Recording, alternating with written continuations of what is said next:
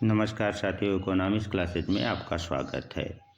आज हम एक नए टॉपिक अरस्तू का जीवन परिचय पर अध्ययन करेंगे।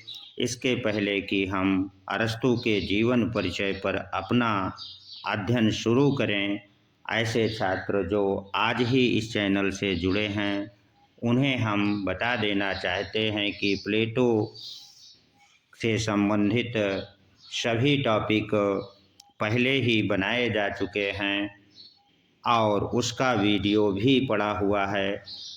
अतः आप लोग उस वीडियो को ज़रूर देख लें ताकि यदि परीक्षाओं में प्लेटो से संबंधित कोई प्रश्न आता है तो आप उसे सही कर सकें। तो चलिए, सबसे पहले अब हम लोग आज का जो टॉपिक है अरस्तू का जीवन परिचय, बायोग्राफी ऑफ अरिस्टोटल, उसको जानने का प्रयास करते हैं। तो अरस्तू, जिसे राजनीति विज्ञान का जनक व संविधान का भी जनक कहा जाता है, का जन्म 384 ईसा पूर्व में मकदूनिया राजतंत्र के स्टेगीरा, कहाँ होता है? मकदूनिया राजतंत्र के स्टेगीरा नामक स्थान पर वह 384 ईसा पूर्व में एक शाही चिकित्सक के घर पर पैदा होता है। चूँकि उसके पिता राज्य परिवार में शाही चिकित्सक थे, तो अरस्तू का लालन पालन विपुल वातावरण में भी होता है। जब अरस्तू की आयु 17 वर्ष की हो जाती है, कितने वर्ष का हो जाता है अरस्तू? 17 वर्ष की हो जाती है, तो उसे आगे की शिक्षा प्राप्त करने के लिए उस समय के ख्याति प्राप्त प्लेटो के विश्वविद्यालय, जिसका नाम अकादमी, क्या नाम था? अकादमी था, में आगे की पढ़ाई के लिए भेज दिया जाता है। अरस्तू मकदूनिया से चल करके एथेंस पहुंचता है और वह प्लेटो की शिक्षा अकादमी में 367 ईसा पूर्व में प्रवेश लेता है और इस शिक्षण संस्था में वह एक विद्यार्थी के रूप में अगले 20 वर्षों तक रहता है। अर्थात प्लेटो की मृत्यु 347 ईसा पूर्व में जब होती है, तब तक वह इसी अर्थात प्लेटो के शिक्षा अकादमी में एक विद्यार्थी के रूप में विद्या अध्ययन में अपना जीवन व्यतीत करता है। प्लेटो अरस्तू की योग्यता से, किसकी योग्यता से? अरस्तू की योग्यता से बहुत प्रभावित था। प्लेटो अरस्तू को अकादमी का मस्तिष्क या शरीरधारी बुद्धिमत्ता नब्ज कहा करता था। प्लेटो की मृत्यु के बाद अरस्तू अकादमी का प्रधान बनने की आशा करता था, किंतु विदेशी होने के कारण उसे यह पद नहीं मिला।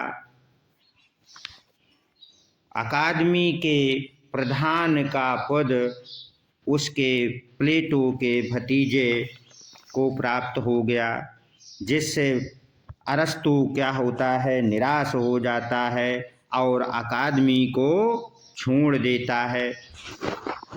इसी समय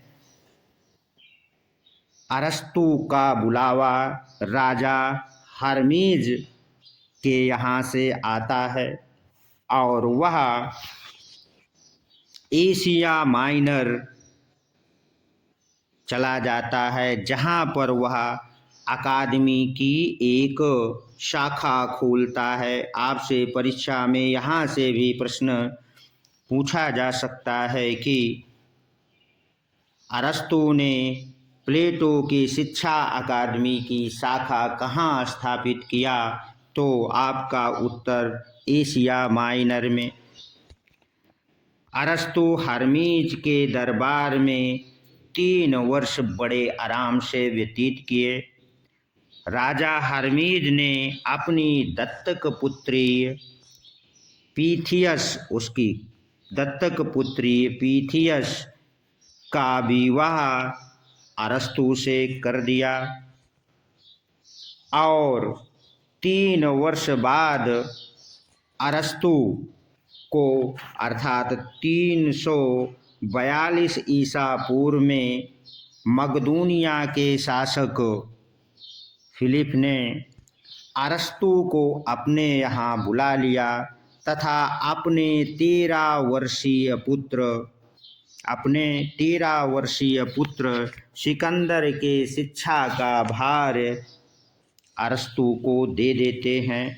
अरस्तु मकदूनिया में 6 वर्ष व्यतीत करता है, अर्थात वह 336 ईसा पूर्व तक मकदूनिया में रहता है और जब सिकंदर विश्व विजय की यात्रा पर निकलता है तो वह मकदूनिया छोड़कर एथेंस वापस आ जाता है और यहाँ पर कहाँ पर एथेंस में वह अपनी एक निजी शिक्षण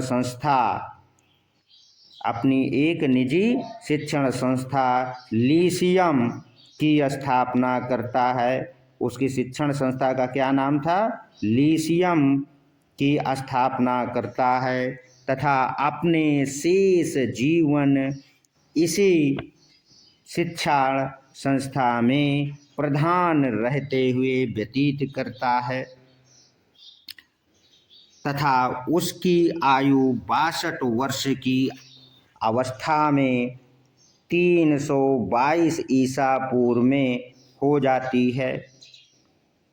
ऐसा कहा जाता है या विद्वानों का मत है कि 322 ईसा पूर्व में जब सिकंदर की मृत्यु हो जाती है तो मकदूनिया में विरोधी दल का शासन होता है और उस विरोधी दल की सत्ता एथेंस में भी होती है और अरस्तु पर भी युवकों को भड़काने का आरोप लगता है।